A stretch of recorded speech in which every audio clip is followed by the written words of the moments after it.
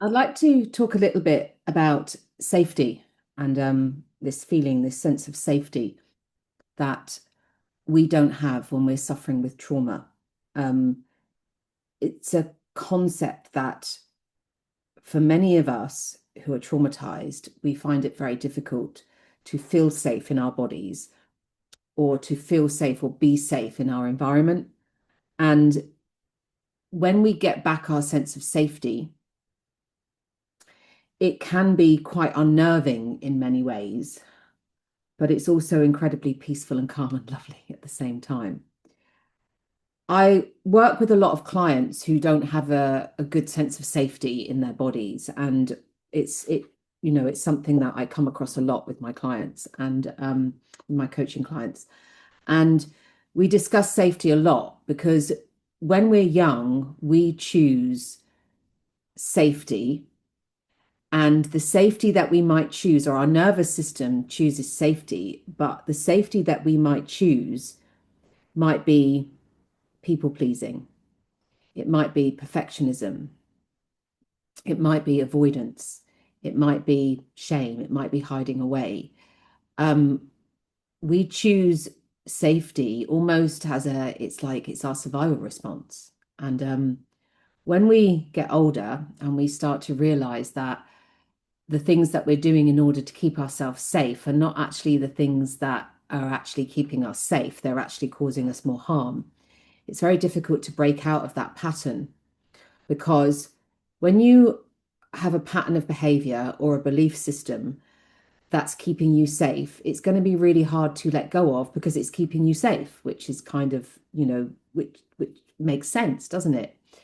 But even if that pattern of behavior is harmful, so let's just take people pleasing, for example, or, walking on eggshells and, just um, being, sorry, I got distracted then by the thumbs up and the bubble that appears sometimes. It doesn't always appear.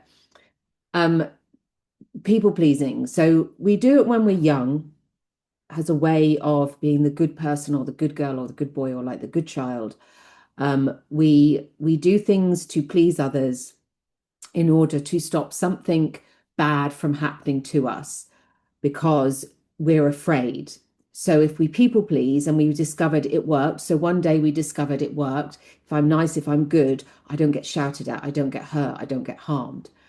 And then this extends into our adulthood and it overtakes our life. And before we know it, we're doing everything for everybody else and pleasing everybody and abandoning ourselves constantly over and over and over again. But that people pleasing is not something we can just break out of really, really quickly because it keeps us safe. It was once it was an adaptive strategy in our lives, an adaptive mechanism in our lives, which has now become maladaptive. And they're really hard to let go of, very hard to let go of. So when we talk about breaking patterns and breaking habits or letting go of beliefs, some of those patterns and habits and beliefs that we're holding are keeping us safe. And our brain and our nervous system is designed to keep us safe at no matter what the cost. And that sense of safety that we're after is what also keeps us very stuck. It keeps us from moving forward in our life. It keeps us from going after things that we want because it's safer here than it is over there. And the sense of safety that we have is just we need a sense of safety. But if our sense of safety is built on a lot of survival patterns of behavior, we're still not really safe when we're older. I was having a conversation with my therapist about this, about safety and about the things that I would do to keep myself safe. And there's moments where he will say something and I'll go, I did it. That's what I was doing. I was doing it to keep myself safe. And taking responsibility for other people's behavior or taking responsibility for other people's actions, taking the blame for things that weren't my fault because it was safer for me to do that than it was to actually stand up and fight it or stand up and speak and say that it wasn't me. It was safer for me to take the blame.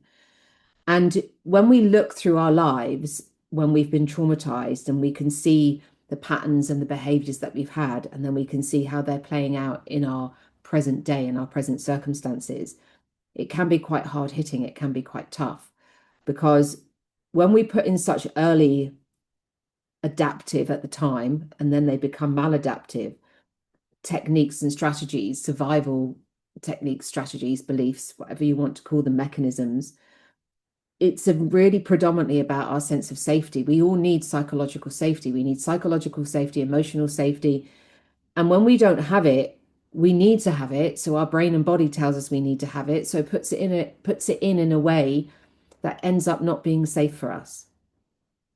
I can remember on the first time that I had EMDR therapy, and I was sat in my flat, and it was like a flat that I was living in temporarily at the time, because of what I was going through. And I had never felt safe in my body before, ever. And I suddenly felt this sense of safety in my body.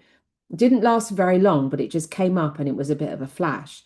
And I was like, wow, that's a really quite a profound feeling. Never felt it before. So I've never felt safe in my body. I've never felt safe in the world.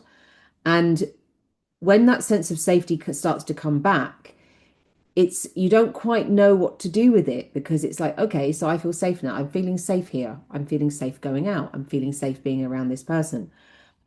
But you also become really, really acutely aware of things that you don't feel safe in. And you start to really recognize that actually that environment isn't good for me. That environment isn't healthy for me because it actually doesn't feel safe for me. And you start to differentiate between what is actually genuinely, this is an unnerving place for me, or it's a past trauma response. So our sense of safety is a really predominant thing in our lives because it dictates really our relationships, what we're going to do with our goals, going after our career, being around people, feeling okay in our body, giving ourselves trust, being safe to feel our feelings. That's a very, very big one.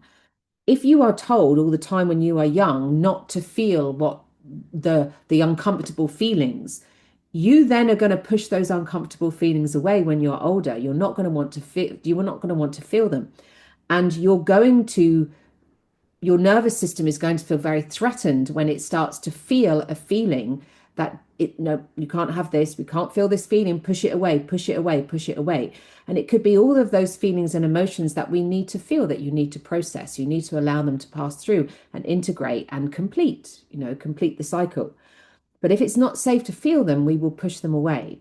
So you can think of the analogy of where, in particular with men's mental health, where they will say, like, boys are told not to cry, and they push it down, so they hold all their emotions in, and then those emotions, then they end up in some kind of different form, so they might come out as kind of repressed anger.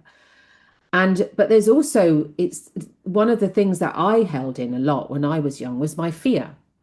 So when I was 4 years old, I was hit by a car and I went under the wheels of a car. And I remember my whole life as a child and throughout my adult years, and it's only been in the last recent times that I don't feel this as much, is my predominant feeling was fear. And I had to push that feeling down constantly, all the time. All the time I had to push that fear away. And I used to have to wear this mask, and I wore this mask of bravery. And it wasn't safe for me to feel that fear because that fear was built on a lot of trauma, and a very scary trauma for me when I was young. And so it wasn't safe for me to literally be in my body most of the time. I kind of disconnected a lot from my body and what I felt. And I lived in quite a heightened state of panic for a very, very long time throughout my adult years. And it just wasn't safe for me. It wasn't safe. I was hit by a car, And in 1977, trauma, PTSD wasn't really a thing, but it was affecting people in the same way it is now, because I had my nervous system and everything back then, obviously, and my brain and my body and stuff. And it's only recently that I've really discovered the impact that it had and the element of the safety that it stripped from me. And then not then being in very safe environments through my life, which then just impacted more on this like sense of not feeling safe. And we grab things from our external world to make ourselves feel safe. So this could be relationships, this could be money, right? it's like lots of us have a safety mechanism with money. I don't feel safe unless I have money. I don't feel safe unless I'm working really, really hard. I don't feel safe if, there's a thing, or we might not feel safe unless we're in a relationship. I have met clients who, and individuals in my life, people that I know, who feel safer or feel safe when they have a relationship. So their sense of safety is built on having this individual in their life or this person in their life. And then that becomes a really big responsibility for that individual, because what's happening is that they are like, literally, you're saying, I'm not safe unless you're with me all the time. And that's not fair, because it's not somebody else's responsibility to do that. But it is, obviously, if you're a parent and a child, you have to make your child feel safe. So safety is a really big deal for us, and it's something that I think, there's thumbs up again. It's something that I think we underestimate, that people have. And trauma, it strips away, it just strips that sense of safety, whether it's a accident, or it's emotional trauma, or it's neglect, or it's something along those lines, some kind of trauma. It takes away your sense of safety. It strips your sense of safety. And it's one of the hardest things to deal with. And I have found personally, for me, because of the extent of the trauma that I've had, it's been one of the hardest things to get back. And a lot of my sense of safety has been built on me creating something in my world, or ensuring that I'm earning enough money, or working really hard, or being around people, or in the past it was being in relationships. It was, if I'm with someone, then I'm safe. If somebody's with me, then I'm safe. But then if that thing gets taken away, then what happens? You don't feel safe. You're no longer safe. So our sense of safety has to come and be built from within. And it's a really, really gradual process. Believe me, it's a very, very gradual process. And you do it very gradually and very gently. And what you do is you build up this capacity for safety. So it might be that you do things so gently, and it's like, so one day you don't feel safe going out, but what you do is you just go out slightly, or you go out with someone first, and then you start to gradually just build up that capacity to go out for 5 minutes, and then you go out for 10 minutes, and then you go out for 15, and that's how you build up the capacity for safety.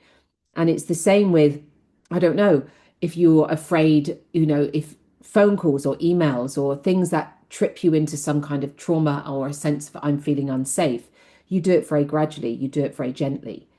And you do it from a place of not trying to desperately regulate yourself whilst you're sending the email. But what you do is you get yourself to a place where you have enough regulation and safety in your body that you feel okay sending the emails or making the phone calls or going outside.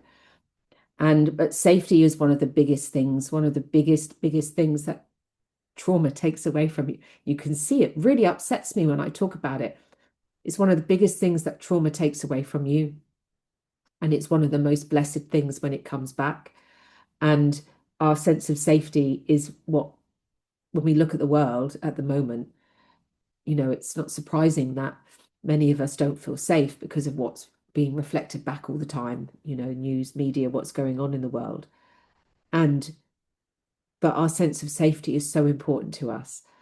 And it's like, we need to make sure that people feel safe. So if you're a parent, make sure your children are safe, make sure your family feels safe. It's like, create safety, teach your children how to regulate their nervous systems, how to emotionally regulate, how to self-soothe. They don't get taught that at school. There isn't many schools that I know of that, do this or do it on a regular basis or every day. But if we can teach children from a young age how to feel safe in their bodies, then maybe we'll grow up with more adults who feel safe in their bodies, because I know lots of people who don't feel safe in their bodies, and they don't feel safe going into some of the feelings that they need to feel. And we need to feel those feelings and feel safe in our world and feel safe in our bodies. So that's just my take on safety and trauma. And that's just coming from my own personal perspective. And obviously also from working with a lot of my clients who don't feel that sense of safety. And safety is built really from its somatic practices. It's not thinking it, not thinking I'm safe, I'm safe, I'm safe. It's actually, it comes from actually building that capacity in your nervous system and, regulating your nervous system, um, working with your vagus nerve, working with what's going on in your body, allowing your body to feel, process, integrate, complete traumas, and then recognizing that you are safe, learning to orient and look around in your world and know that you're safe.